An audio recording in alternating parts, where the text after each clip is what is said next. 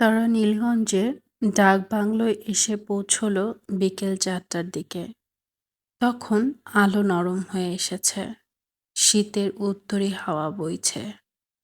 ডাকবাংলোটি চমৎকার, ফিশারিজের bungalow, half building, উপরের ছাদ টালির, মন্দিরের গম্বুজের মতো উঁচু হয়ে গেছে। বাড়ি যত বড় তার চেয়েও বড় তার বারান্দা। সেখানে কালো একটি গোল টেবিলের চারপাশে গোটা পাঁচেক ইজি চেয়ার। দেখলেই শুয়ে পড়তে ইচ্ছা করে। বাড়িটির চারপাশে রেইনট্রি গাছ বিকেল বেলাতেই বাড়িটিকে অন্ধকার করে ফেলেছে। পেছনে বেশ বড়সড় একটা পুকুর, কাকের চোখের মতো জল। রেহানা অবাক হয়ে বললেন, এই জঙ্গলে এত চমৎকার বাড়ি গভর্নমেন্ট কেন বানিয়েছে? ওসমান সাহেব নিজেও হকচকিয়ে গেছেন। এদিকে তার প্রথম আশা।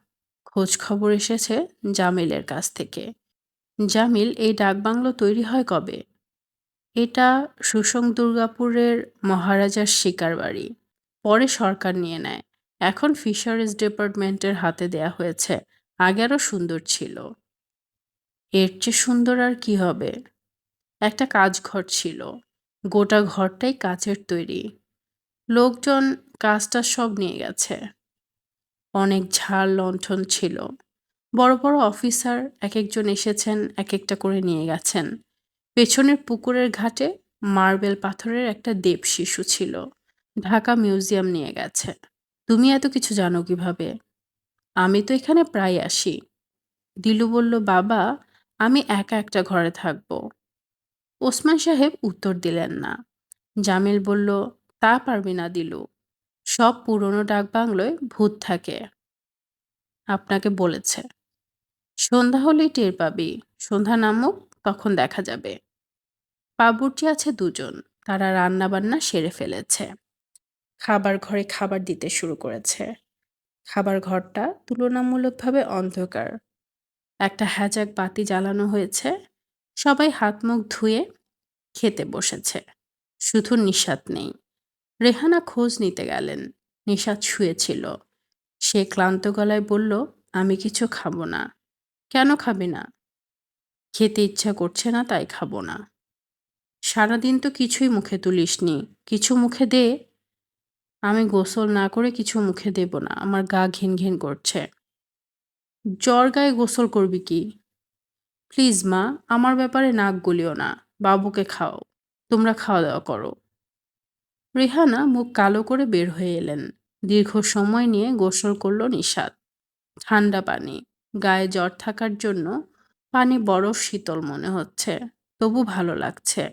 ঝকঝকে বাথরুম, পিতলের বালতিতে পরিষ্কার জল, মোড়ক খোলা নতুন সাবান। নিশাত যখন বেরিয়ে এলো তখন সত্যি সত্যি অন্ধকার নেমে এসেছে। নিশাত একটা ফুল হাতা সোয়েটার গায়ে দিল, উকি দিল মায়ের ঘরে। বাবু অবেলায় হাত পা ছড়িয়ে ঘুমিয়ে আছে। আজ সারাদিন বাবুর সঙ্গে তার কোনো কথাবার্তা হয়নি। বাবু কি ক্রমেই তার কাছ থেকে দূরে সরে যাচ্ছে? রাতে সে এখন তার সঙ্গে ঘুমায় না। ঠোঁট বাঁকিয়ে বলে, দাদির কাছে যাব। রেহানাকে সে দাদি বলে। কেন বলে কে জানে? নিশাত বলল, ও কি কিছু খেয়েছে? ভাত মুখে দেয়নি, দুধ খেয়েছে।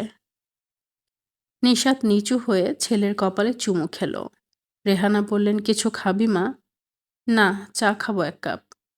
বস তুই এখানে, আমি চায়ের কথা বলে আসি। মশারি খাটানোর কথাও বলতে হবে, খুব মশা এদিকে। দরজায় কার যেন ছায়া পড়েছে। নিশাত মুখ তুলে দেখল জামিল ভাই। নিশাত, তোমার নাকি জ্বর? ব্যস্ত হবার মতো কিছু না। ব্যস্ত হইনি নিশাত, খোঁজ নিচ্ছি। খোঁজ নেওয়াটা অপরাধ নয় নিশ্চয়ই। আমি ভালো আছি। জামিল ছোট্ট একটা নিঃশ্বাস গোপন করল। চলে যেতে চাইল। নিশাত বলল, আপনার সঙ্গে আমার কথা আছে জামিল ভাই। বলো। আপনি বারান্দায় বসুন, আমি আসছি। ঝগড়া করবে মনে হচ্ছে। নিশাত জবাব দিল না। বাবুর গালে একটা মশা বসেছিল। হাত দিয়ে সেটিকে উড়িয়ে দিল। ছেলেটিকে বড় রোগা রোগা লাগছে। এই কদিন ওর দিকে একটুও নজর দেয়া হয়নি। নিশাতের মনে হলো সে ক্রমেই দূরে সরে যাচ্ছে। বাবু এখন আর মার জন্য খুব ব্যস্ত নয়। শিশুরা অবহেলা খুব সহজেই টের পায়। নিশাত বাবুর চুলে হাত রাখল। পাতলা লালচে ধরনের চুল, বাবার মতো। কবিরের চেহারার সঙ্গে বাবুর খুব বেশি মিল নেই। কবিরের নাক ছিল খাড়া, বাবুর তা নয়। সে হয়েছে মার মতো। নিশাত নিচু হয়ে বাবুর ঠোঁটে চুমু খেল। কেমন দুধ দুধ গন্ধ। নিশাত আবার নিচু হলো। বাবু ঘুমের মধ্যেই তাকে হাত দিয়ে দূরে সরিয়ে দিল। বারান্দা অন্ধকার। এখানে কোনো বাতি দিয়ে যায়নি। জামিল বসেছিল একা।